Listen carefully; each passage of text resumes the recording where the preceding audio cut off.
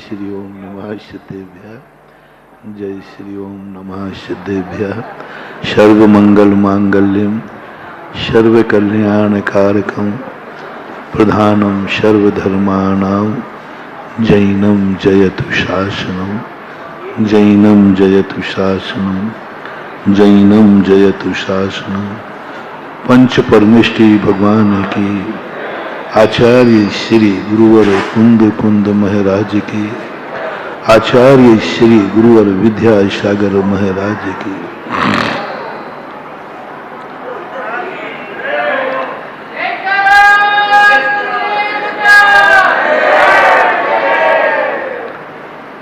पूज्यवर कुंद कुंद महाराज को जब पढ़ते हैं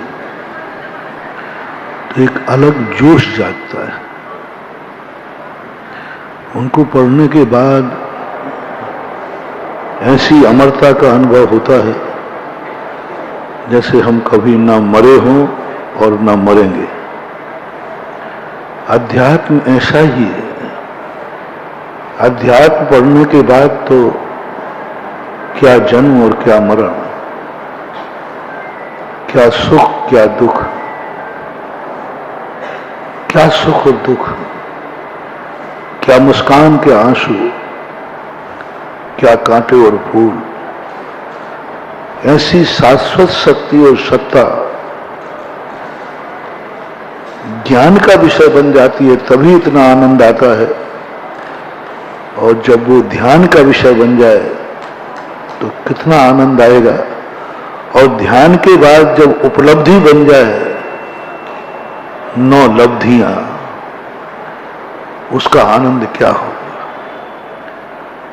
अपने आप अध्यात्म पढ़ने के बाद अंदर से आवाज उठने लगती है, अब हम अमर भये न मरेंगे।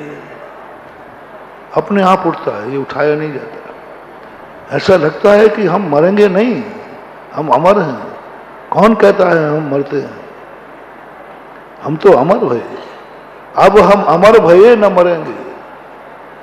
अभी तक हम मरने की सोचते रहे, हम मरने से डरते रहे, हम मरने की नियत सत्ता में उलझते रहे। और अध्यात्म पढ़ने के बाद शब्द लगाया, महत्वपूर्ण शब्द है। हम अमर हैं ये नहीं कहा। पहले के पंडितों में बहुत कुछ आर्ष परंपरा झलकती थी। वे बड़े जिम्मेवार थे।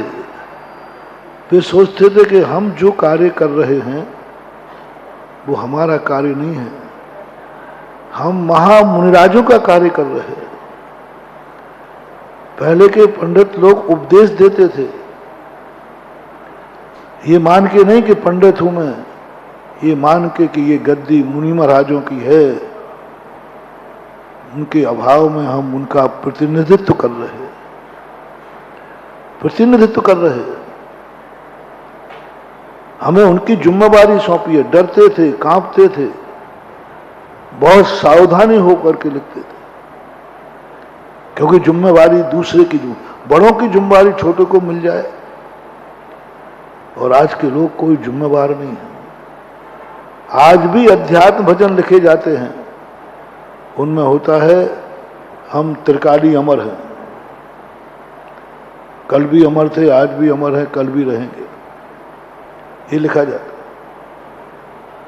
और कल तक हम मरते आए, कल तक हमें मरने का अनुभव होता रहा, कल तक हम मरने की पर्याय में जीते रहे। लेकिन देखो कितने अच्छी आर्ष परंपरा के पंडित ही कहलाते हैं।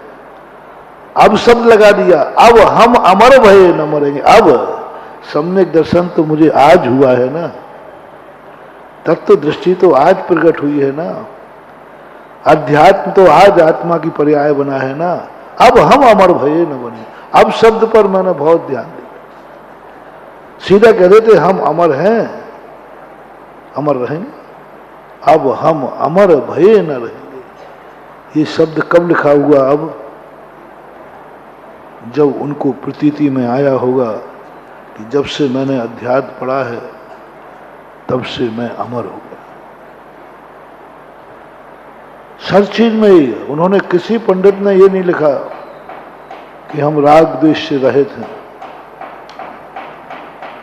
हम राग द्वेष से रहित हैं, हमारी आत्मा त्रिकालिक शुद्ध है।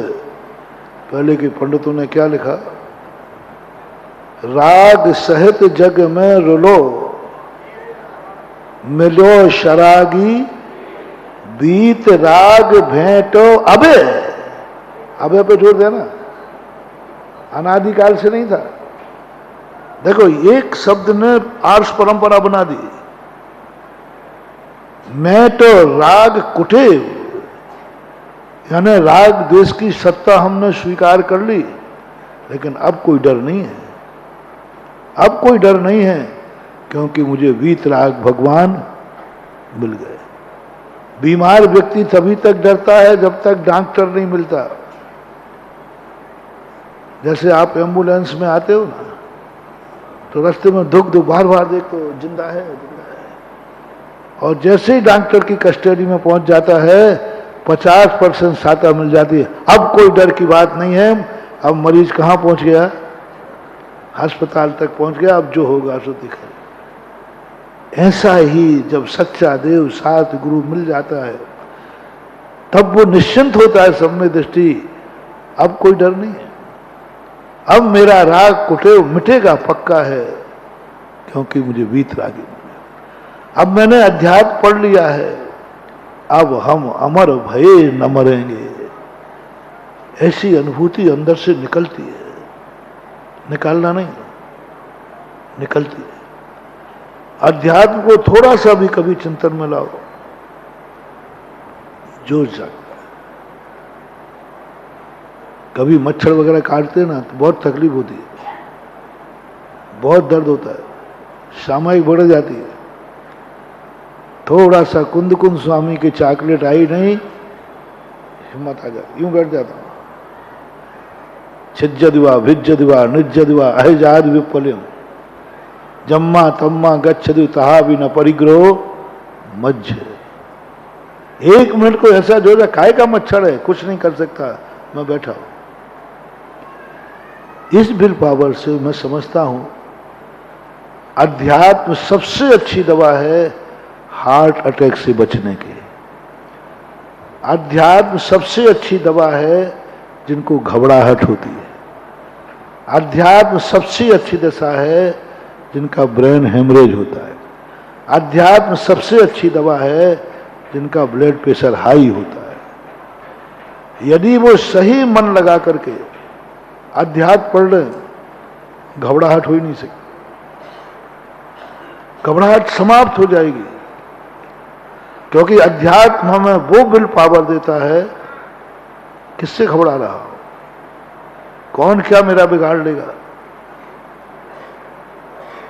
मैं अविनाशी शाश्वत हूं। और अब तो मेरे पता चल गया कि मैं मरते ही नहीं हूं, मैं व्यर्थ में डर रहा था, दजी का सांप बना के डर रहा था।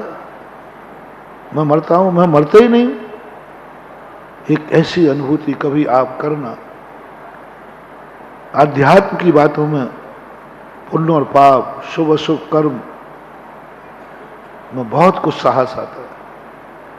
इतना कष्ट होता है कि रोने का मन कर जाता है, लेकिन अध्यात्म आते ही उन्हीं कष्टों में चेहरे पर मुस्कान आ जाती है। कष्ट नहीं गया, कष्ट तो वही रहता है। तो ऐसी दशा को जब अपन पढ़ते हैं, और कल अपन ने एक आध्यात्मिक झलक देखी थी कि वह वस्तुतः उपादान कर जो हमारे हाथ में है वह बनो, वह करो जो हमारे हाथ में। क्रोध हमारे हाथ में नहीं है, क्षमा हमारे हाथ में है। क्रोध हमारे हाथ में नहीं है। क्रोध औदायिक भाव है। क्रोध औदायिक भाव है। क्रोध करने के लिए हमें कर्म का उदय चाहिए। क्रोध करने के लिए हमें सामने कोई नौकर्म चाहिए, लेकिन क्षमा भाव के लिए किसी कर्म की जरूरत नहीं, वो तो हमें खुद करना है। वो तो हमारी आत्मा की पर्याय है, हमें खुद करना है, उसमें कर्म भी बीच में नहीं आता। पाप करना है तो पाप तो कर्म का उदय चाहिए, बिना औदैक भाव है पाप, बिना कर्म के होगा ही नहीं। तुम लाख उपाय करो, कोई भी पाप तुम बिना कर्म के उदय के कर ही नहीं सकते। कोई भी राग द्वेष कर्म का उदय चाहिए। द्वेष करने को कर्म का उदय, राग करने को कर्म का उदय, पाप करने को कर्म का उदय, डांका डालने को कर्म का उदय, जुआ खेलने को कर्म का उदय, शराब पीने को कर्म का उदय। जितने दुनिया में पाप हैं सबके लिए कर्म का उदय चाहिए। लेकिन इसके विपरीत जो भाव हैं वो स्वाधीन है। क्रोध करना पराधीन है, चोरी करना पराधीन है, क्योंकि चोरी दूसरे के यहां की जाएगी, पता नहीं वहां चौकीदार कैसा मिले, पराधीन है। लेकिन जो हमारे अधीन है वो तो हम करें,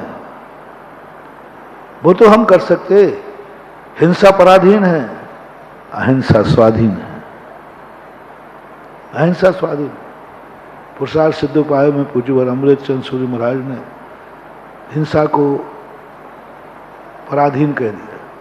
उन्होंने कहा ये हिंसा, तुम उस अहिंसा को अपनाओ जिसमें पराधीनता नहीं है, वो हमारी खुद की है। झूठ बोलना पराधीन है, सत्य बोलना स्वाधीन है।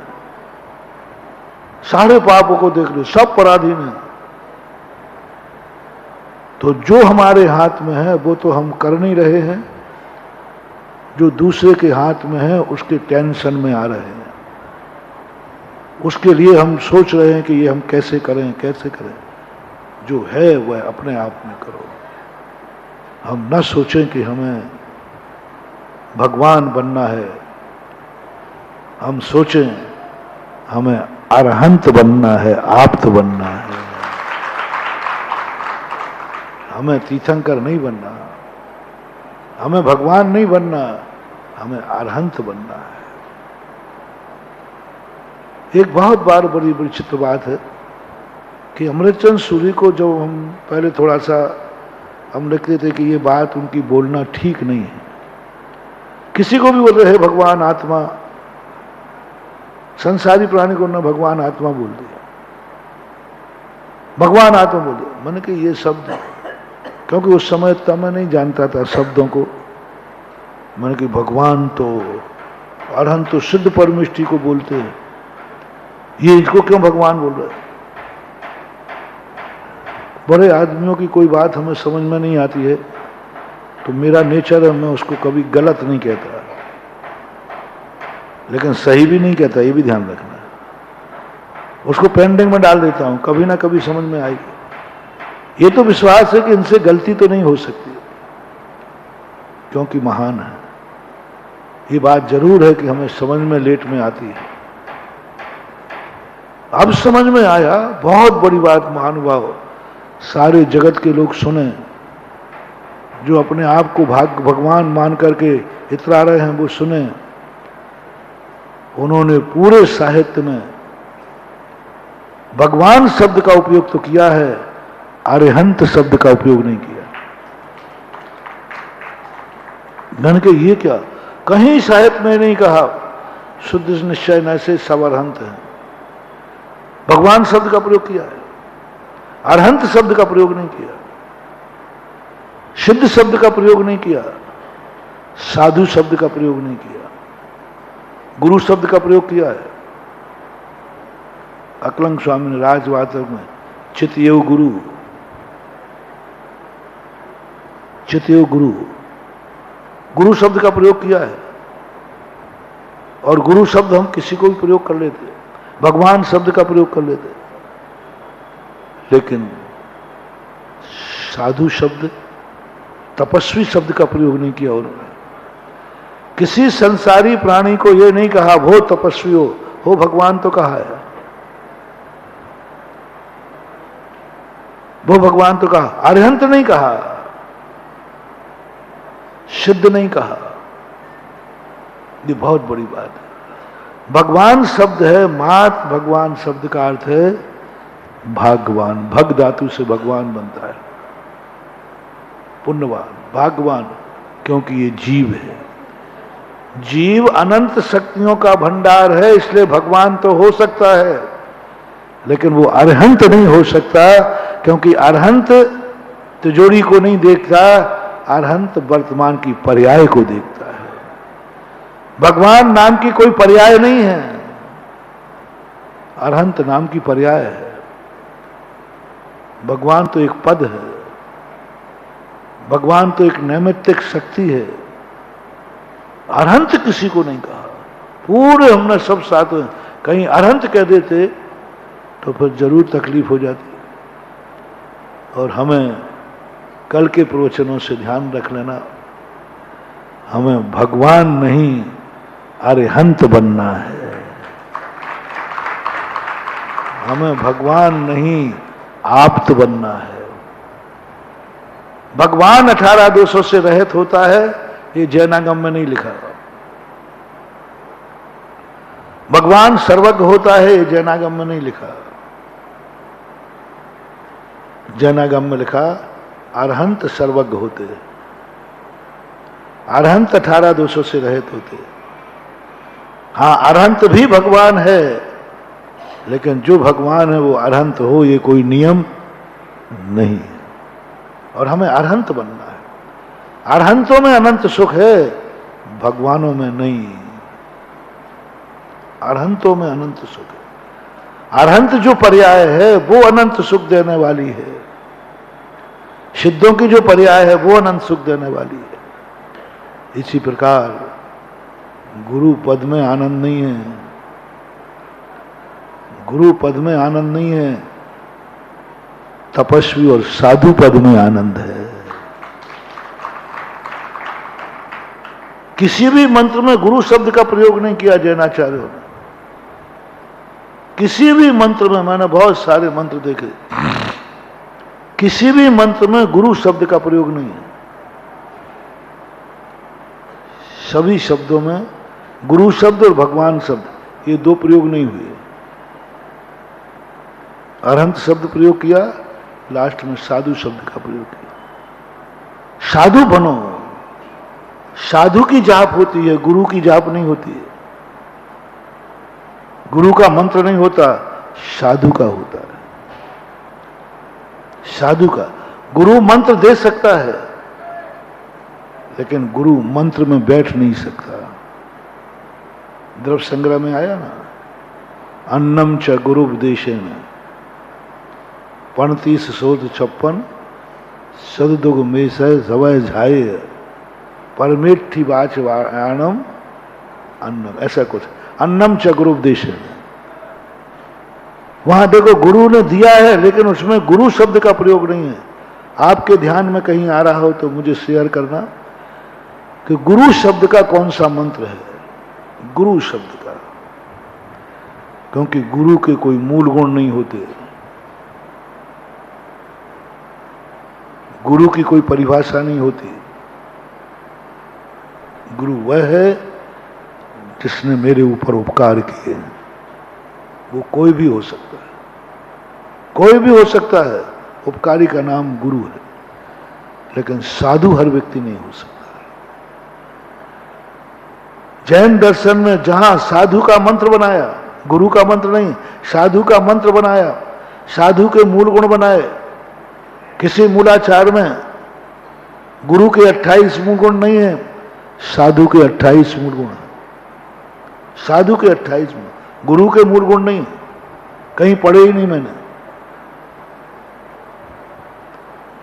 इसलिए सबसे बड़ा जोर उस उपादान शक्ति पर दो, उस उपादान शक्ति के गुण प्रकट करो, उस उपादान शक्ति के दोष हटाओ, जिससे मेरे अंदर की अर्हतता जागती है, साधुपना जागता है, और वही अनंत सुख है। वही कारण है। गुरु मोक्ष के कारण नहीं है, साधु मोक्ष का कारण है। अब यदि तुम्हें कोई साधु पसंद आवे, अभी देखना, तुम्हारी पसंद और नापसंद से कोई फर्क नहीं पड़ता। तुम नापसंद करोगे तो भी वो साधु है। हीरा तुम ना भी पसंद करो, लेकिन वो हीरा है। अब यदि तुम्हें पसंद आ गया, ये साधु मुझे पसंद है, ये साधु मुझे हितकारी दिख रहा है, ये साधु से मेरा कल्याण होने वाला है, ये साधु की कृपा मेरे लिए बहुत सगुन दे रही है, ये साधु मुझे दुर्घटना से बचा लेगा, पाप से बचा लेगा, अशुभ से बचा लेगा, मुझे सच्चा मार्ग दिखा देगा। ऐसी प्रतीति जिस साधु के प्रति हो जाए बस उसी को गुरु मान लेना, इसका नाम गुरु है। गुरु पराधीन हो गया, तुम्हारे अधीन हो गया, और तुम्हारे अधीन पद होना बहुत खतरनाक है। तुम तो हम लोगों का कबाड़ा कर दोगे। जिस चाय को पसंद करोगे, जिस चाय को, अरे तुम लोग तो क्या बढ़िया आदमी हो, ये पका मां हमें पसंद नहीं, ये गुरु हमें पसंद नहीं, ले साहब हमें वोट डलवाना पड़ेंगे, भैया वोट डालो, मैं गुरु हूं कि नहीं, हो गया करना। पर आगरा में यदि वोटें डलवाई जाए कि जो आगरा में साधु आएगा वो गुरु है कि नहीं, वोटें डलेंगी, तो बोलो यहां कितने पार्टी हो जाएंगे। भारत देश का संगठन जब भी बैठता है, जब 6 अर्थशास्त्री बैठते हैं तो 7 परिभाषाएं बनती हैं। 6 किस लिए बैठे थे? 6 किस लिए बैठे थे कि भाई सब मिलकर, और भूगा क्या, 7वीं परिभाषा और बन गई। निमित्त के अधीन जो भी काम होगा घोटाला होगा ही होगा, घोटाला, क्योंकि पर व्यक्ति स्वार्थी है। वो कहते मैं इनको गुरु कैसे कह दूं, इनसे हमें क्या मिला है, इन्होंने हमारे लिए क्या किया है। और बिना गुरु के मोक्ष नहीं, ये नियम बना दिया जाए। गुरु का प्रमाण पत्र जिसके पास है वही मोक्ष जाएगा, और गुरु भक्तों के अधीन है, और भक्त ने रिजेक्ट कर दिया, ये मेरे गुरु नहीं, क्योंकि मेरे किसी काम में आए नहीं।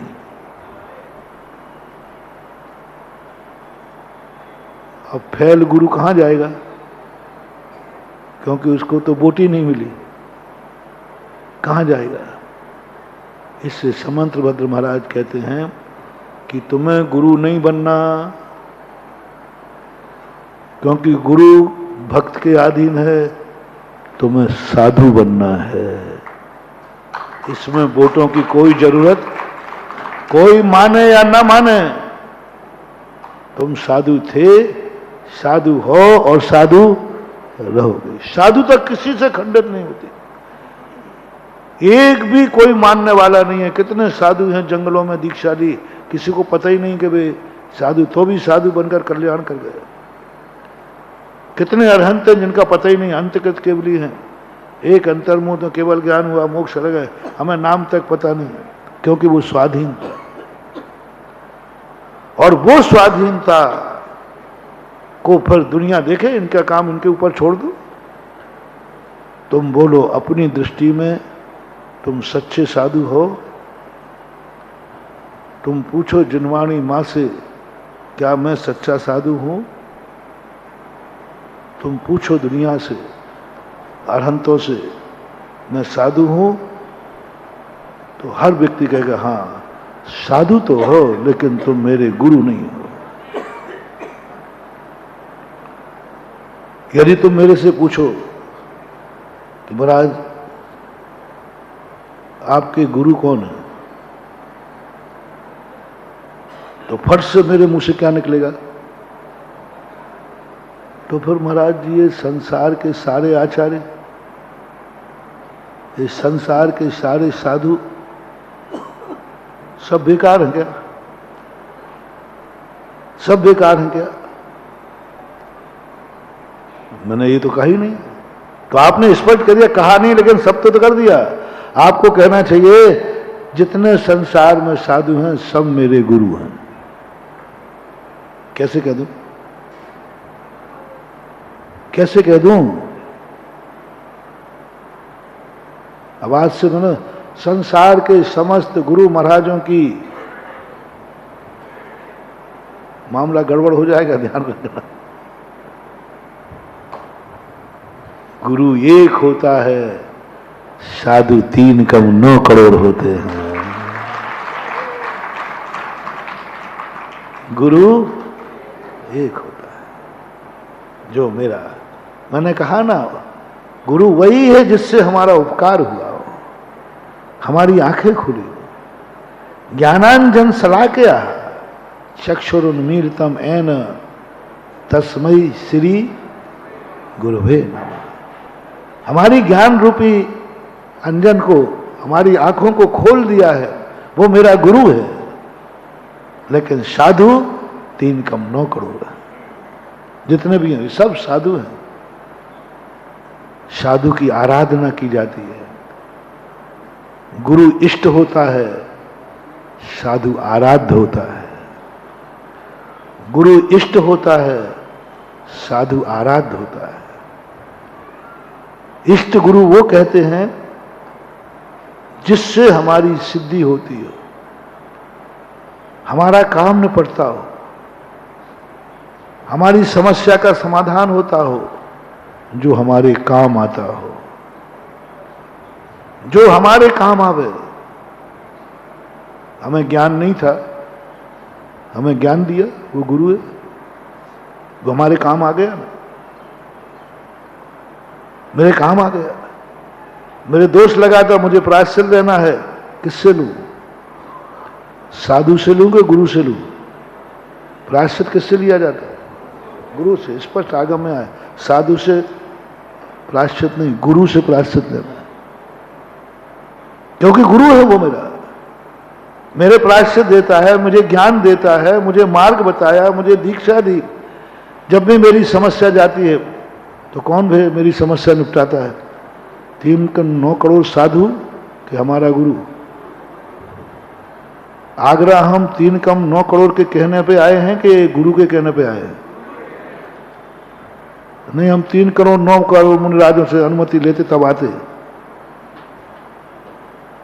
नहीं महाराज जी, ये तो पक्षपात है, एक को गुरु मानना सबको। चलो नहीं मानते, तुम्हारी बात मान लेते। अब मुझे आगरा जाना है, या आगरा के लिए कहाँ चतुर्मास कहीं करना है, किससे पूछ करूं? 3 करोड़ 9 करोड़ मुनिराजों से पूछता हूं, है? पूरी जिंदगी निकल जाए तो नहीं दे पाऊंगा।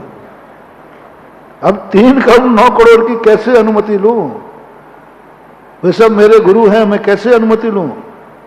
नहीं बन सकता महानुभाव। उन साधुओं में से किसी एक को गुरु चुनना ही पड़ेगा। जिसके जीवन में साधु नहीं है तो भी काम चल जाएगा, लेकिन जिसका कोई गुरु नहीं उसका जीवन शुरू नहीं। गुरु मानना पड़ेगा, क्योंकि हमारे पास बहुत कमियां हैं, असमर्थ हैं हम, अंधे हैं हम। कौन दिखाएगा हमें रास्ता? ये भी ध्यान रखना। जिसको तुम गुरु बनाओ, बनाने के पहले सोच लेना उसका भी कोई गुरु था कि नहीं, कि वो अनाथ था। हाँ, जिस चाहे को गुरु बना लेना नहीं। हाँ, जिसको गुरु बना रहे हो उसका भी गुरु था कि नहीं। आज तो तुम्हारे यहां बहुत कुछ भ्रष्टता आ गई। पहले शादी करने के लिए 8 साकें मिलाई जाती थी। 8 साकें। 8 साकें क्या कहलाती हैं? 4 इस पक्ष के, 4 कन्या के पक्ष के। कन्या है ना, मां के पक्ष के। 4 का जो साकें मिलाई जाएंगी पिता के पक्ष के। पिताजी, दादाजी, उनके दादाजी, उनके दादा, पिताजी, यानी 4 बच्चे को मूल में रखो। बच्चे की पहली सांक पिता। इसका पिता कौन है? इसका पिता कैसा है? इस पिता की शुद्धि क्या है? इस पिता की जिंदगी क्या है? इसका जन्म कैसे हुआ? ये किसके यहां जन्मा? इसका वंश क्या है?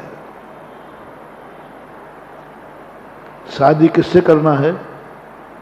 बच्चे से। इंटरव्यू किसका हो रहा है? आजकल आधुनिक लोग भी इस पे आ रहे हैं।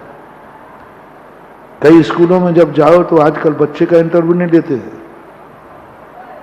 बच्चे के माँ बाप का इंटरव्यू लेते हैं।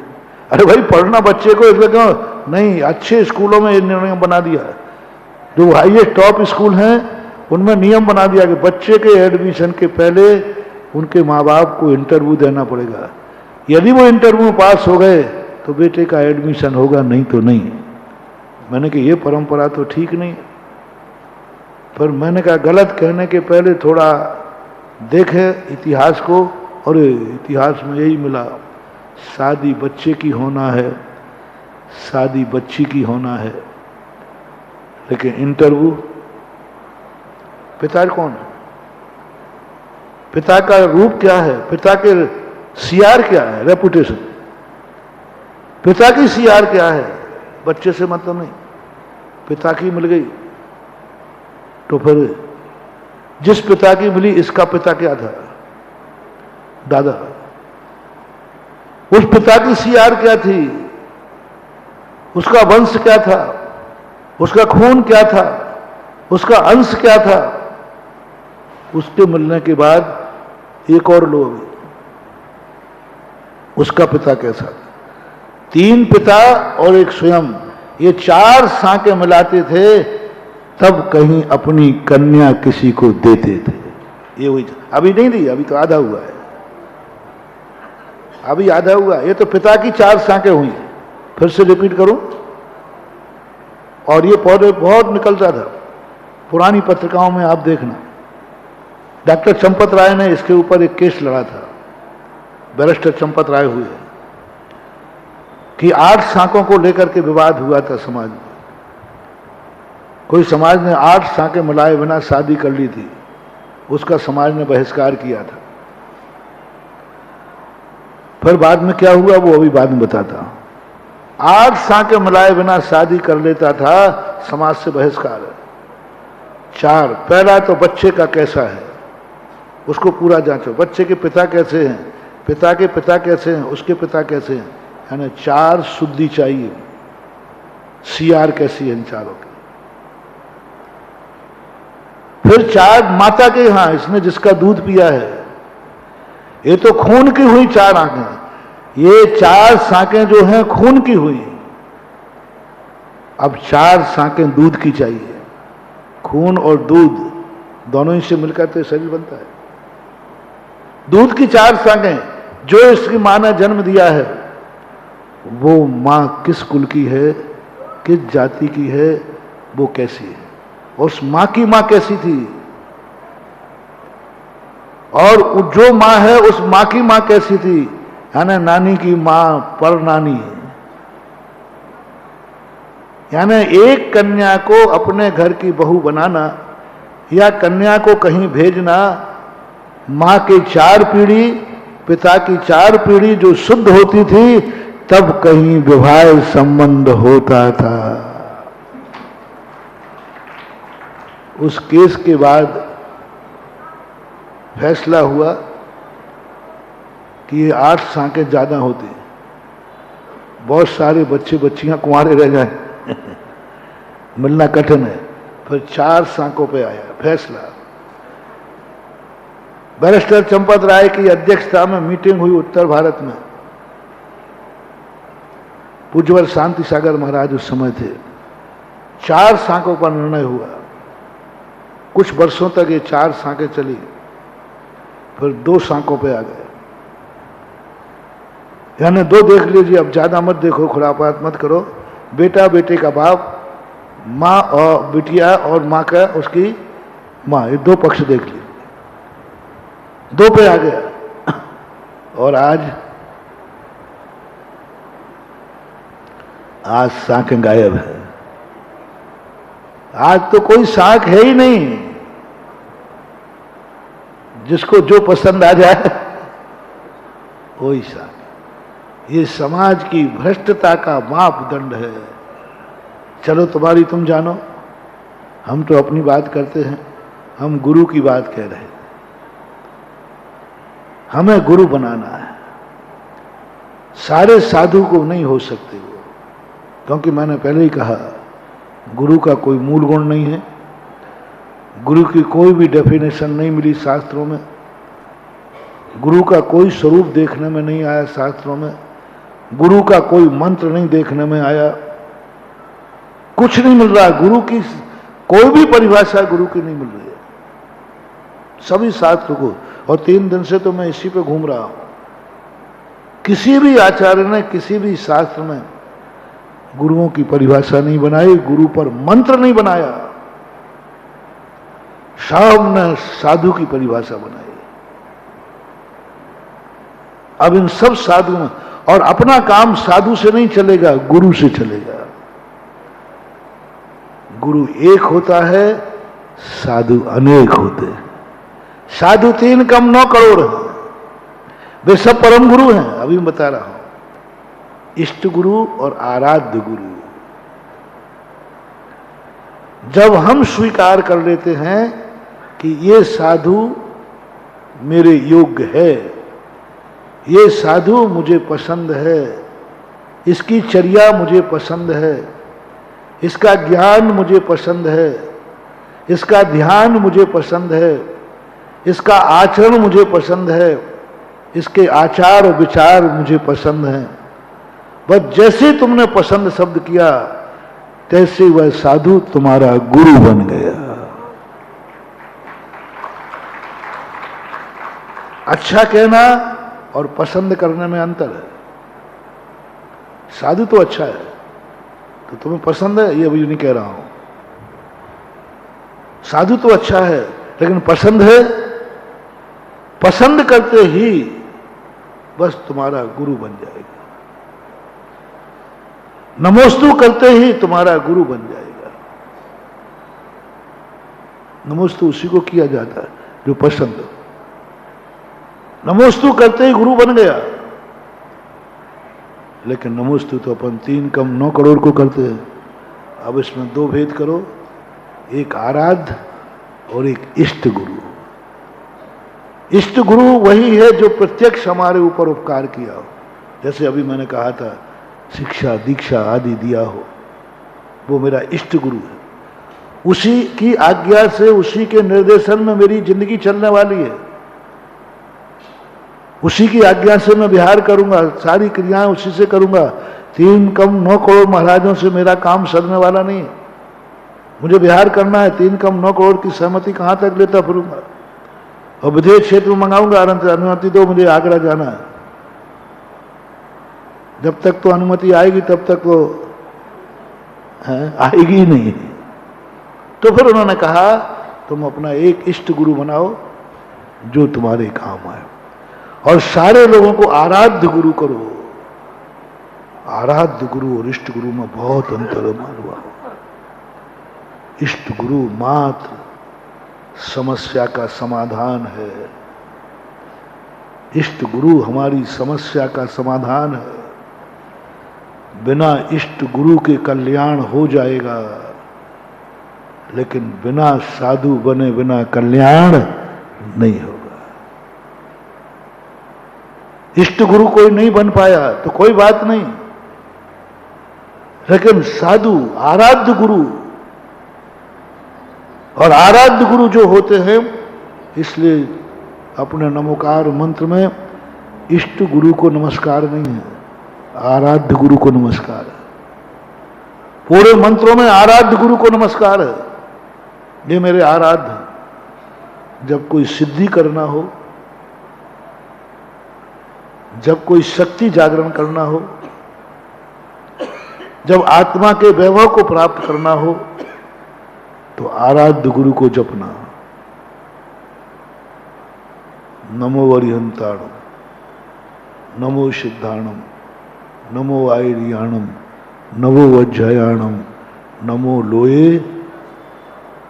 और ये 4 ही मंगल हैं। इनमें और ज्यादा हो गया। ये तो हुआ हमारी आराध्य शक्तियों को जागृत करने के लिए। यदि सगुन करना है, सगुन करना है, तो मंगल पाठ में और गजब कह दिया। सर्वश्रेष्ठ चाहिए है तो और गजब कह दिया, और शरण प्राप्त करना है तो और गजब कर दिया।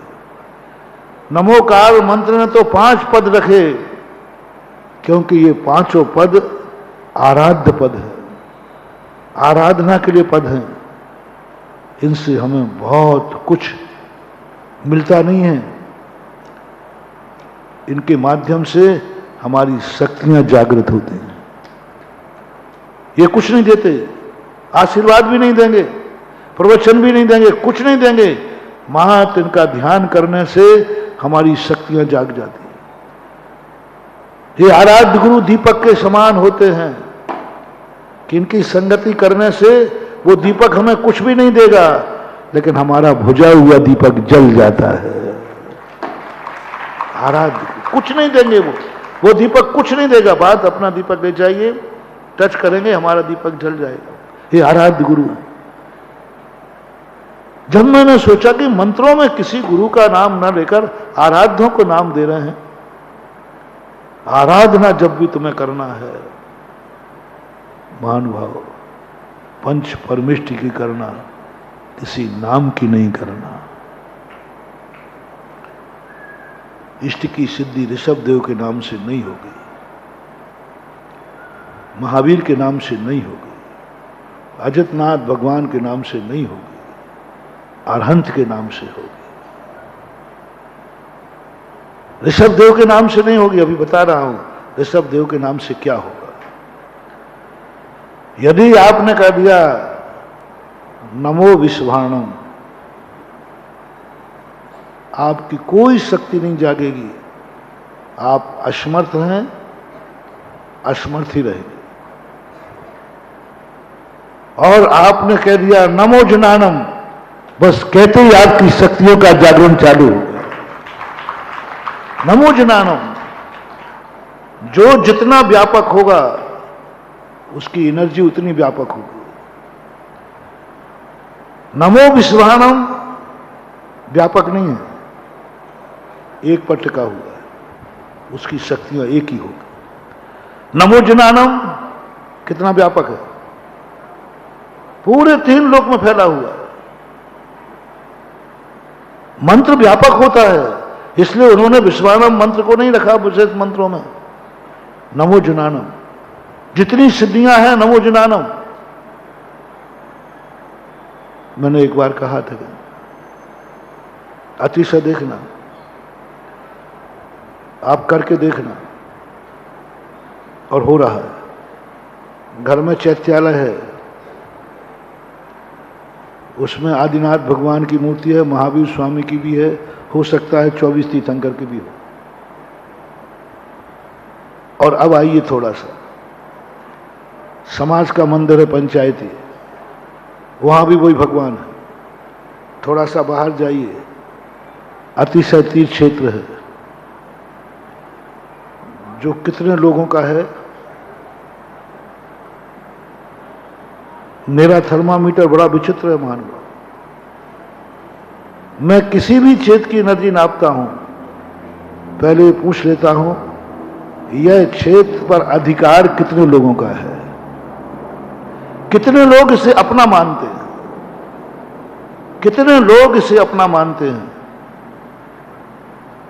आपके घर चैत्यालय को बोलना, आपसे पूछा जाए ये चैत्यालय किसका है, तो आप क्या कहेंगे, हमारा है या फलाने का है, ये निजी चैत्यालय है। आप लोग आपसे पूछो भाई ये महाराज जी ये निजी चैत्यालय है फलाने व्यक्ति का, उस मूर्ति में, उस चैत्यालय में उतना ही अतिशय है जितने लोग वहां हैं, उससे ज्यादा नहीं हो सकता। आदिनाथ वही है, महावीर स्वामी वही हैं, 24 तीर्थंकर वही हैं, वह मूर्ति अतिशयकारी नहीं हो सकती, क्योंकि उसमें एनर्जी बैठालते समय संकल्प किया गया, ये मैं अपने परिवार के लिए बैठाल रहा हूं, मेरे परिवार की सुविधा के लिए बैठाल रहा हूं। बस उस मूर्ति में उस परिवार तक को काम चलाने का खर्चा है, बस उतने ही है काम, बस उतने काम चला देगा। तुमने कहा नहीं मैं एक पूरे कॉलोनी के लिए बना रहा हूं मंदिर, ये पूरी कॉलोनी के लिए है, ये पूरा कमला नगर जितना है उतनी कॉलोनी का है, हरि पर्वत जितना है उतनी कॉलोनी के लिए। ये बनाते समय संकल्प होता है कि नहीं होता है? भाई अपनी कॉलोनी मंदिर बनाओ। उस मूर्ति में वही 24 उतनी ही ताकत है कि वो कॉलोनी वालों की समस्याएं, कॉलोनी वालों को कुछ कर सकती है, उसकी सीमा है। और एक तुमने मंदिर बनाया, इस मंदिर पर कितने लोग मानते हैं? आगरा वालों, तुम्हारा क्षेत्र कौन सा है? बोलो, जल्दी बोलो। महाराज है ही नहीं, हो तो बताओ। तो तुम ही लोग उसको अपना मानते, दूसरे नहीं। और एक ऐसा तीर्थ बताओ जो सारा तीर्थ लोग कहता हो ये तीर्थ हमारा है। वह जितने ज्यादा लोग उस पर अधिकार जमाते हैं, उस मंदिर की एनर्जी उतनी ही व्यापक होती है। एक जाप और घर के चैत्यालय में फेरिए, एक जाप आप मंदिर में फेरिए कॉलोनी के, एक मंदिर में आप नगर के मंदिर में फेरिए, वही जाप आप तीर्थ क्षेत्र में जाके फेरिए, वही जाप आप सम्मेद शिखर में जाके फेरिए। प्रैक्टिकल करिए, मैंने किया है। सम्मेद शिखर में पूज्य गुरुदेव के साथ में था। एकाएक मेरा मन हुआ वंदना करना। हम लोग 6:45 बजे चढ़ते थे, 11:15 बजे लौट आते थे। एक दिन ऐसे वंदना करते करते पारसनाथ टोंक पर थे। आज सब लोग ने वंदना करने के बाद हमारे साथ हमने और एक योग सागर जी महाराज जी थे, उन्होंने 2-3 और थे। सबने कहा महाराज जी हम लोग यहीं केस लॉन्च करना चाहते हैं। तो आचार्य ने कहा अभी नीचे तक उतरना है और केस लॉन्च होगा, उपवास होगा, फिर रात यहीं रहोगे क्या? नहीं नहीं, नीचे उतर गया। उस समय चौपड़ा मोपड़ा कुंड कुछ नहीं था नीचे, तो देख लो। तो हमने कहा महाराज जी मन है, आशीर्वाद दे दिया। तो बोले यहाँ राख तो है ही नहीं। राख इसलिए लगाते हैं क्योंकि वो पसीना आता है ना तो स्लिप होते हैं, और राख इसलिए लगाते हैं कि राख एंटीबायोटिक होती है। बाल खींचते हैं तो खून भी आ जाता है, तो राख टिंचर का काम करती है, कंडे की राख। हाँ, एंटीबायोटिक होती है, इसलिए पकते नहीं, खून आता है। तो बोले राख तो यहाँ है ही नहीं। तो हमने कहा कि नहीं, मिट्टी तो यहाँ है। आचार्य ने आशीर्वाद दिया। हम लोग पारसनाथ टोंक के पीछे एक छोटा सा पेड़ था, वहाँ बारीक मिट्टी पड़ी हुई थी। ओरिजिनल उसी मिट्टी में बैठे, उसी से मिट्टी ली और उसी से केस लॉन्च किए। अब केस लॉन्च में उठाने धरने वाला कौन हो? बस वहीं मिट्टी लेते जाए सीधा, कोई अलग से उठाई नहीं, वहीं से लिया है, करते गए। उस दिन जो केस लॉन्च का आनंद आया, वो आनंद सैकड़ों केस लॉन्च हो चुके हैं। क्षेत्र का अब भी जब भी मैं केस लॉन्च करता हूं, सम्मेद शिखर जी में बैठ के ही करता हूं। पर वो केस लॉन्च का जो आनंद आया था, उसको याद करता हूं, स्मृति करता हूं, क्योंकि वैसा आनंद की अनुभूति साक्षात ऐसे लग रहा है पारसनाथ ऊपर बैठे हैं सिद्ध भगवान, उन्हीं की छाया में मैं बैठा हूं, उनका लघुनंदन। उस दिन अनुभूति हुई कि वो मेरा बाप है और मैं उसका बेटा हूं। उस दिन अनुभूति हुई कि उसकी वसीयत का अधिकारी मैं हूं, जिनगुण संपत्ति हो मज्जम। अधिकारी हूं मैं उनकी वसीयत का, जिनगुण संपत्ति हो मज्जम। हे भगवान, तेरी संपत्ति मुझे प्राप्त हो, मैं तेरी वसीयत का अधिकारी हूं। एक अनुभूति होती है, और ये अनुभूति हर स्थान पर नहीं होती, कभी कभी कहीं कहीं ऐसी होती।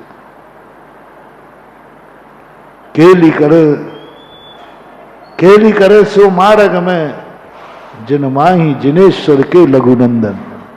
बनारसी दास की पंक्तियां हैं। केली करे सो मार्ग में, जग माही जिनेश्वर के लघुनंदन। कितनी बड़ी बात है। केली करते हैं शिव मार्ग में कौन? जगमाई जिनेश्वर के लघुनंदन। लघुनंदन का अर्थ होता है बेटा। तो उस क्षेत्र की अनुभूति होती है। लोग मेरे से बहुत परेशान हैं, बोले महाराज आपको क्या तकलीफ होती है? हम 4 लोग मंदिर पे कब्जा करे हैं, आपको दर्शन से तो नहीं रोक रहे? हाँ नहीं रोक रहे। मुझे तो कोई आज तक रोकने वाला मिला नहीं। और कह दूं वो मेरा बाप है, दुनिया में आज तक मुझे भगवान के पास जाने से कोई रोक नहीं सकेगा।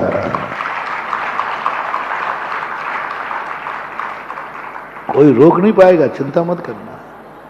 और करना हो तो रोकने का प्रयास कर लेना। पहली बात तो तुम रोकोगे ही नहीं लेकिन रोक दिया तो मैं रुकने वाला हूं नहीं। ये भी मैंने प्रैक्टिकल कर लिया। सांगानेर में 94 की बात है, यहीं से गया था। यहां से जाने के बाद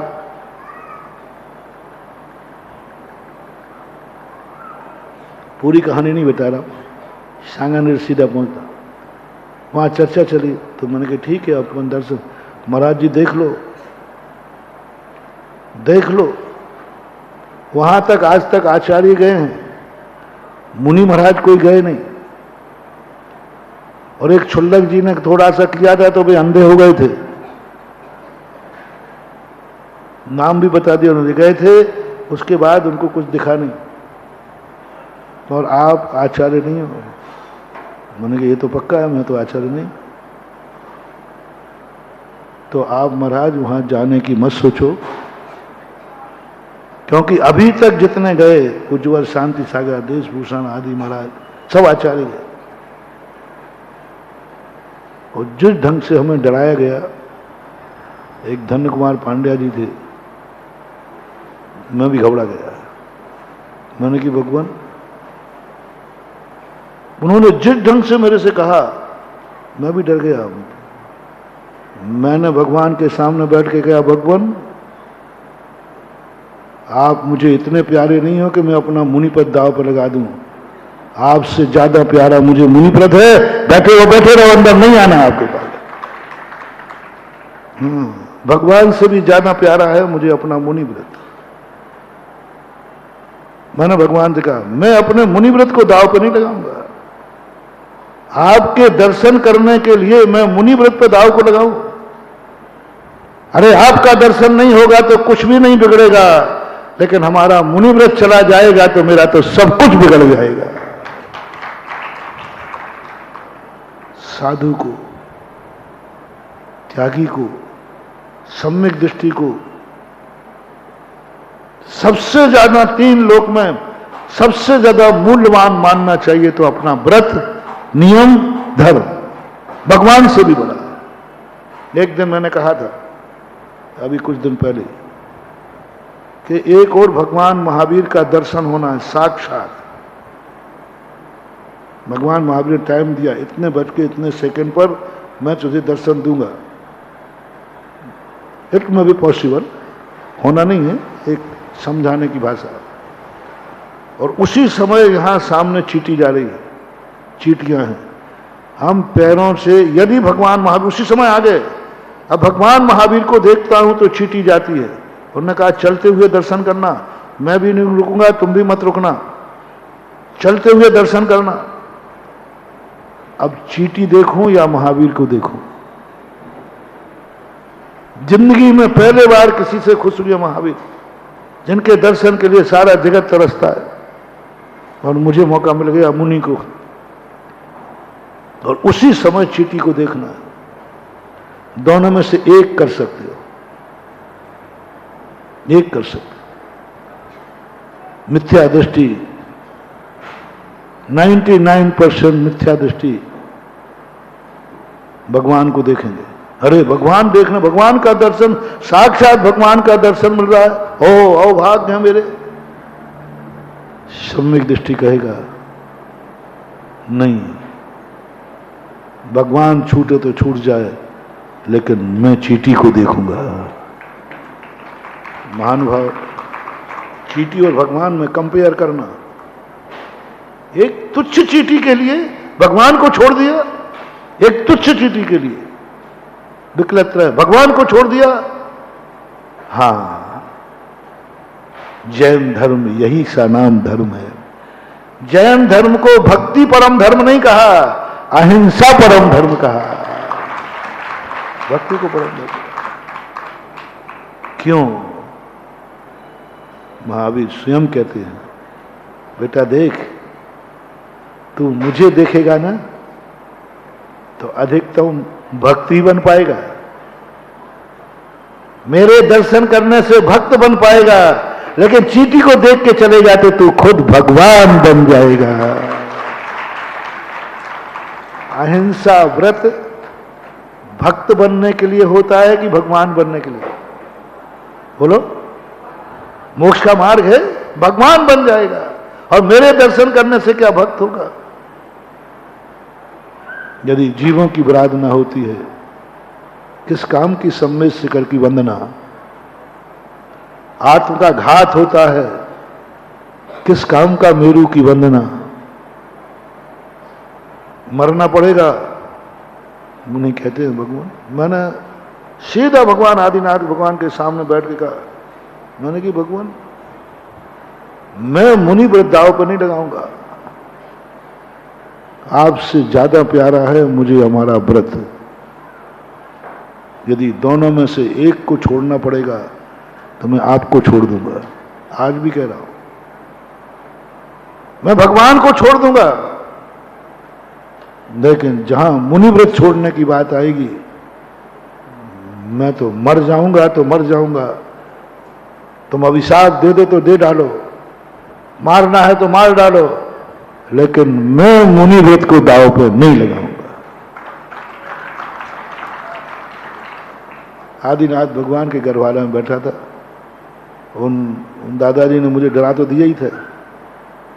मैं मरने से नहीं डरा था, ध्यान रखना, नहीं तो तुमको महाराज डरपोक आप हो। मैं मरने से नहीं डरा था, मेरे मन में तुरंत बात आई कि मुनि पर चला जाएगा, मर के क्या करूंगा, स्वर्ग मिलेगा, स्वर्गों में क्या रखा है।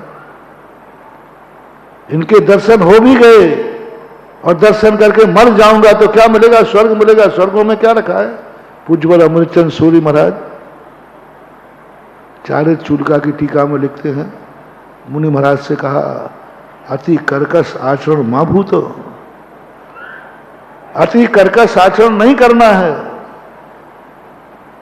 क्योंकि यदि उपेक्षा संयम पालन करने में अकाल में मौत होती है तो अपराध संयम को धारण कर ले, लेकिन मुनि व्रत के साथ एक दिन जिंदा रहना श्रेष्ठ है। उपेक्षा संयम से मौत आती है, और ये पता है केवल ज्ञान होने वाला नहीं है। यदि मैं दृढ़ता से संयम पालन करूं, कर सकता हूं, केवल ज्ञान तो होगा नहीं, स्वर्ग जरूर मिलेगा, पक्का है। और यदि अपराध संयम धारण करता हूं, अपराध का अर्थ है सेकंड क्वालिटी का, तो मुनिव्रत भी बचेगा और मुनिव्रत के साथ तुझे जिंदगी भी जीने का मौका मिलेगा। तो पूज्यवर अमृतचंद गजब की बात कही, उन्होंने कहा अपराध संयम में आजा, मरने की अपेक्षा, उपेक्षा संयम के साथ मरने की अपेक्षा अपराध संयम के साथ जीना श्रेयस्कर है। ये पूज्यवर को अमृतचंद सूरी कह, रिपीट करता हूं, उपेक्षा संयम के साथ, उपेक्षा संयम के साथ मरना उतना अच्छा नहीं है, अपराध संयम के साथ जिंदा रहना श्रेयस्कर है, श्रेयस्कर है। क्योंकि हमें केवल ज्ञान नहीं होना, तो अपराध संयम अपनाओ। क्या करोगे मर करके? स्वर्गों में, स्वर्ग में क्या काम धंधा है, क्या करेंगे? आप लोग भी, हम तो, मुझे तो एक ही चीज पर मरने की अनुमति है, या तो मुझे सिद्ध बना दो तो मरने को तैयार हूं, अन्यथा मैं जन्म जन्म तक इस मुनि पद पर रहने को तैयार हूं। मुझे तो इस मुनि पद पर बहुत आनंद है, बहुत सुखी हूं, बहुत मस्त हूं, मैं संतुष्ट हूं अपने। बस इस मुनि पद का बलिदान मैं जब भी चढ़ाऊंगा जब कोई कह दे इस रास्ते पे चलो, तो मुनि पद तो छूट जाएगा लेकिन सिद्ध पद मिल जाएगा, हां फिर तो तैयार। क्योंकि बने ही किसके लिए हूं? सम्यक दर्शन ज्ञान चारित्राणि मोक्ष मार्ग, मोक्ष के लिए बनाओ। वो मिल जाए तो हमें फिर करना क्या है, लेकिन जब तक वो नहीं मिला तब तक बोलो सबसे श्रेष्ठ क्या है। यदि अपन को सिद्ध परमेष्टि नहीं बनने को मिला तब तक दुनिया में क्या श्रेष्ठ पद है बता दो। रत्नत्र मुनिचर्या, इससे अच्छा, इससे श्रेष्ठ हो ही नहीं सकता कुछ, ना था ना है, और संसार में रहने वाले को इससे ऊंचा पद कुछ होता ही नहीं, इससे बड़ा आनंद होता ही नहीं। भगवान की भक्ति करना, पूजन करना, ये तो सब थर्ड क्वालिटी का काम है, थर्ड क्वालिटी का काम है।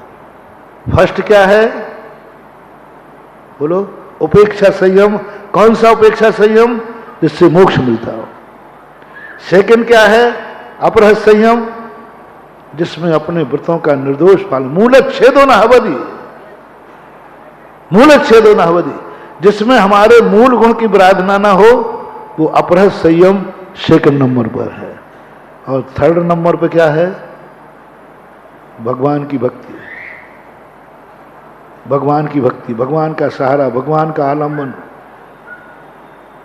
तो आज कम से कम पंचम काल में फर्स्ट क्लास में पास नहीं हो सकता हूं, तो सेकंड क्लास को क्यों छोड़ूं? क्या इसका आनंद कम है? इतना बड़ा महानुभाव, थोड़ा चिंतन करो, कितने पापों से, कितने विकल्पों से, कितने राग द्वेषों से, कुछ तो नहीं करना यहां। मन की तरंगे मार ले, बस हो गया भजन, आदत बुरी सुधार ले, बस हो गया भजन।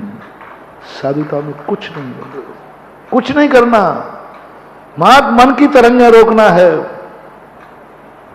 मन की तरंगे रुक गई, साधुता प्रकट हो जाएगी। जो कल मैंने कहा था इंद्रियों के संबंध में, बस इंद्रियों की जो आदतें हैं ये बुरी आदतें हैं, अच्छी आदत नहीं है, क्योंकि ये मेरे काम नहीं आती। कल ही तो कहा था परसों, जो मेरे काम नहीं उससे मेरा कोई संबंध नहीं, मेरा नहीं। पूछो पहले अपनों से, पूछो अपने ज्ञान से, अपनी इंद्रियों से, क्या तुम मेरे काम आओगे? मेरा काम करोगे? नहीं करेंगे, नहीं करेंगे, नहीं करोगे तो मेरे नहीं और मैं तुम्हारा नहीं। क्योंकि ये इंद्रियां नियम से बुरी आदत डालती है, इंद्रियां बुरी आदत में साथ देती हैं।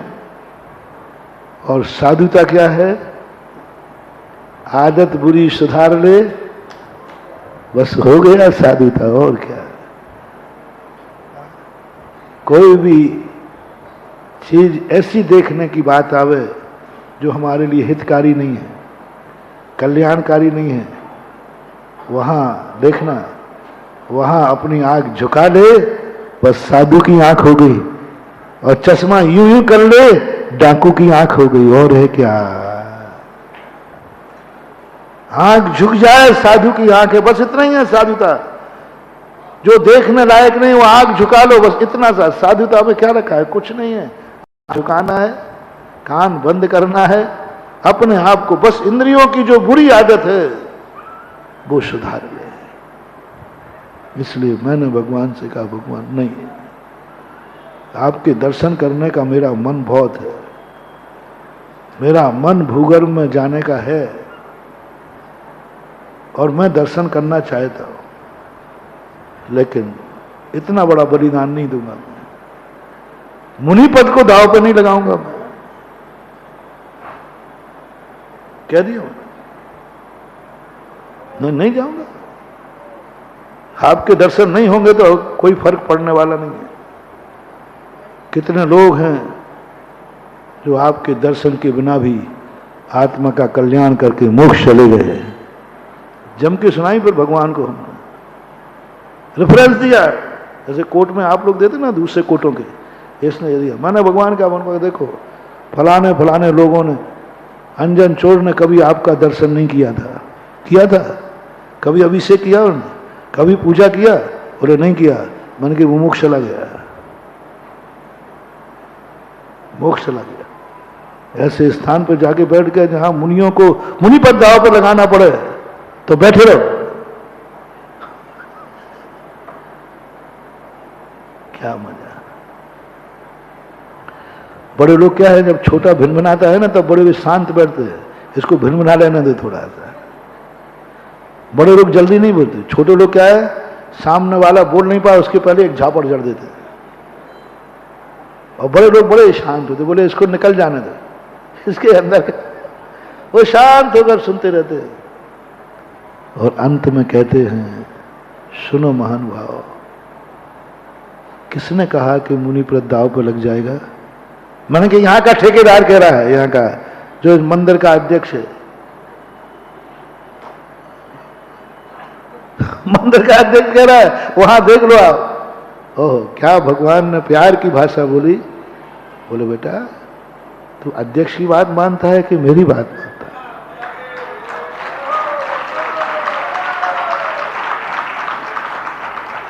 मैं तेरा भगवान हूं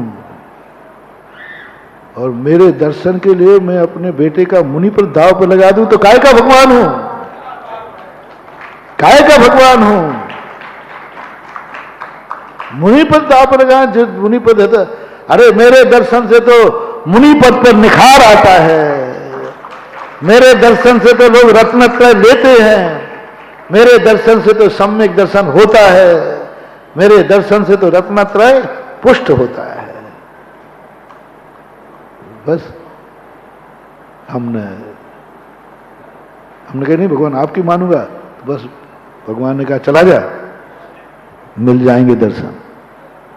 कमेटी कहने लगी महाराज जी देख लो। मैंने कहा अब सब देख लिया, अब चुप रहो। काकताली न्याय से मैं गया, और मैं थोड़ा सा क्या है, संतोषी प्राणी नहीं हूं धर्म के क्षेत्र में, तुम्हारे क्षेत्र में नहीं। मैंने कहा कुछ और माल मिले तो देखो, तो मैं शांति से बैठ करके कुछ देखने लगा और इतना अच्छा लग रहा था तो मैं स्वयंभू स्तोत्र पढ़ने बैठ गया। वहीं पूरा स्वयंभू स्तोत्र कम से कम 20-25 मिनट लग जाते थे, 30 मिनट मान लो। इधर लोगों में कहा, हमने पहले ही कहा था मत जाओ, गए बाबा जी। क्योंकि अभी तक जिन महाराजों को जितना समय लगता था उससे समय हमें ज्यादा हो गया, लगभग पौन घंटे 1 घंटा लेट आया। सबको मालूम था इतने बजे जाते हैं, वहां पहुंचने में इतना टाइम, इतने में वो निकल आते हैं। पूज्यवर शांति सागर, पूज्यवर देश भूषण महाराज वगैरह इतने में आ गए, घंटा भर होने को है। बस बाहर रोना धोना चालू हो गया। कमेटी में हुआ अब महाराज तो चले गए, सवाल ये है कि इनको उठाने कौन जाएगा, क्योंकि हमारे साथ में भी कोई महाराज नहीं थे, जो क्षुल्लक थे ये दोनों। उनको उठाने कौन जाएगा महाराज की डेड बॉडी को। नमोकार मन चालू। और उसके बाद हम निकल के आए, बोले क्या महाराज जी आपने ऐसा हो गया। तो फिर मैं आदिनाथ ने कहा भगवान आपके दर्शन करने गए तो इन लोगों ने मुझे मरा मान लिया। बोले पागल, जिसके मरने की झूठी खबर फैल जाती है उसकी उम्र बहुत लंबी होती है। इसलिए मैं अब जल्दी मरने वाला नहीं, क्योंकि एक बार मैं मर चुका हूं, रो चुके आप लोग। एक बार जिसके मरने पर रोना, एक अपराध की सजा एक बार ही होती है। कोई ऐसी आपकी एक पिक्चर है जिसमें एक केस की सजा एक बार होती है, और जिसमें जो बात सुनाया था तुम लोगों ने कि उसमें मर्डर कर दिया उसका, और वो मरा नहीं था, और बाद में सही का मर्डर हुआ। केस चला, बोले साहब इसकी सजा मैं भोग चुका हूं। कोई एक पिक्चर है तुम्हारी, अंधा कानून। तो बस मैंने अंधा कानून है, मैं एक बार मर चुका हूं, आप सब रो चुके हो, अब मैं जल्दी मरने वाला नहीं हूं, ध्यान रखना। मैंने कहा ठीक भगवान। कहने का भाव ये है कि हमारी जिंदगी के सबसे बड़ी चीजें, हमें उन शक्तियों का जागरण करना है जो हमारे अंदर छुपी हैं। आराध्य गुरु को स्वीकार करो। आराध्य गुरु, आराध्य गुरु को स्वीकार करो। जो आराध्य गुरु के लक्षण होते हैं उनसे बहुत शक्तियां प्रकट होती है। और आराध्य गुरु में किसी का नाम नहीं आना चाहिए, दृष्टि किसी व्यक्ति विशेष पर नहीं जाना चाहिए। नमो अरहंतारम कहते ही ऋषभ देव नहीं, महावीर स्वामी नहीं, वो दूसरे नंबर पे बता रहा हूं, वो नहीं आना चाहिए। आर्यज्ञानम कहते आचार्य श्री अकेले नहीं, उपाध्याय कहते कोई नाम नहीं, साधु कहते कोई मुनि महाराज नहीं, बस आराध्य गुरु। आराध्य गुरु हमेशा गुणवाचक होता है, सकल उसमें आती ही नहीं है, क्योंकि सकल आई तो आराध्य गुरु खत्म। अब नमो अरहंतारम कहते ही बोलो गुण आएंगे कि कोई नाम आएगा? गुण आएंगे। तो गुणों की जब ध्यान किया जाता है, गुणों का जब जाप किया जाता है, गुणों का जब नाम लिया जाता है, गुणों को जब नमस्कार किया जाता है, तो गुण प्रकट होते हैं, वहां नाम नहीं आएगा। नमो अरहंतारम कहते ही अरहंत स्वरूप आएगा, 40 मूल गुणों का चिंतन होगा, अनंत चतुष्टय, कोई नाम नहीं, नाम गायब है, सीधी द्रव्य दृष्टि, भेद दृष्टि खत्म, अभेद दृष्टि, मात्र गुणवाचक है। और जब गुणवाचक हम जाप करेंगे, गुणवाचक हम ध्यान करेंगे, तो हमारे अंदर गुण प्रकट होंगे। वंदे तद्गुण लब्धे जो है, ये आराध्यों की आराधना करने से होता है, महावीर की आराधना करने से नहीं, ऋषभ देव की आराधना करने से नहीं, किसी पर्टिकुलर साधु की आराधना करने से नहीं। नमो लोए, अब इसमें कुछ भी नहीं आएगा, मात्र गुण आएंगे, रत्नत्र आएगा, मूल गुण आएंगे, ना कोई शकल आएगी, ना शरीर आएगा, ना मोह आएगा, ना स्वार्थ आएगा, मात्र गुण आएंगे। शकल याद आते ही हमारा स्वार्थ, ये हमारे उपकारी है, इन्होंने हमें एक बार आशीर्वाद दिया था, इनकी बदौलत हम बच गए थे, इन्होंने हमें उपदेश दिया था, इन्होंने हमें प्रवचन दिया था, इन्होंने हमें एक मंत्र दिया था, आशीर्वाद दिया, XYZ, वो चारों तरफ से जो स्वार्थ घूमेगा वो शक्तिहीन कर देता है मंत्र को। मंत्र को शक्तिहीन क्योंकि आएगा, क्योंकि कुछ ना कुछ तो किया है। नाम लेते ही, आप ऋषभ देव का नाम लेते ही आपका स्वार्थ से भर जाएगा। इन्होंने षट कर्म का उपदेश दिया था, उनकी बदौलत सारी दुनिया जी रही है, बस खत्म, शक्ति खत्म हो जाएगी। महावीर का पढ़ोगे, हमारे वर्तमान शासन नायक हैं, उन्हीं की बदौलत तो हमें शास्त्र मिले हैं, उन्हीं का तो हमारे ऊपर उपकार है, शक्ति खत्म हो गई, अब आराधना खत्म हो गई। इसलिए यदि अपनी शक्तियां जागरण करना है तो फिर व्यापक मंत्र का प्रयोग करो, और जिसने उपादान बिना निमित्त के जो टाइटल पाया हो उसकी आराधना करो। साधु पद निमित्त से पाया या उपादान से? रत्नत्रय निमित्त पर्याय है कि उपादान पर्याय है? उपादान पर्याय है। तो जिसने उपादान पर्याय प्रकट की हो, अपने उपादान को जागने के लिए उसका नाम जपो। नमो अरहंतारम, ये उपादान मंत्र है, निमित्त मंत्र नहीं है। ये गुणवाचक मंत्र शब्द है, गुणवाचक शब्द है। अरहंत किसी व्यक्ति का नाम नहीं है, अरहंत उसकी गुणों का नाम है, अरहंत चर्या का नाम है, अरहंत एक द्रव्य की शुद्ध पर्यायों का नाम है। तो जैसे को भजोगे वैसा बनोगे और गुण प्रकट हो। इसलिए जब जब जो साधु आराधना करते हैं, जो स्वयं का दीपक बुझा हुआ अनुभूति हो, स्वयं को जब गुणहीन की अनुभूति हो, जब जब तुम्हें ज्ञानहीन की अनुभूति हो, तो तुम आराध्य मंत्र को पढ़ना, आराध्य गुरु का स्मरण करना और व्यापक करना। नमो जनानम। 48 रिद्धियां, 64 रिद्धियां, इनमें किसी का नाम नहीं है। रिद्धिधारी कोई थे? 64 रिद्धियों का ध्यान करो स्वयं। इन्हीं रिद्धियों को गणधर बलय में पढ़ना, गणधर परमेष्ठी को मान के, और उन रिद्धियों को गणधर को हटा के पढ़ना, बहुत शक्ति जागेगी महानुभाव। वही 64 रिद्धियां तुम अलग से पढ़ो। नमो नमो जनानम, नमो कोट बुद्धिनम, नमो चतुर्दश पुब्बीनम आदि, नमो वही जनानम, नमो सब्बोही जनानम आदि आदि। और यही रिद्धियां गणधर बलय में पढ़ते हैं। प्रतिक्रमण में, प्रतिक्रमण में एक गणधर बलय आता है, वहां गणधर रिद्धियां प्राप्त नहीं, रिद्धियों की तरफ दृष्टि नहीं जाती, रिद्धिधारी की तरफ चली जाती है, रिद्धिधारी की तरफ चली जाती है। जैसे गणधर बना पढ़ो, तुरंत गणधर परमेष्ठी आते हैं, रिद्धि गौण हो जाती है, गणधरधारी रिद्धिधारी सामने आ जाता है। और रिद्धिधारी कभी हमारी आत्मा की पर्याय नहीं बन सकती, रिद्धि आत्मा की पर्याय बन सकती है।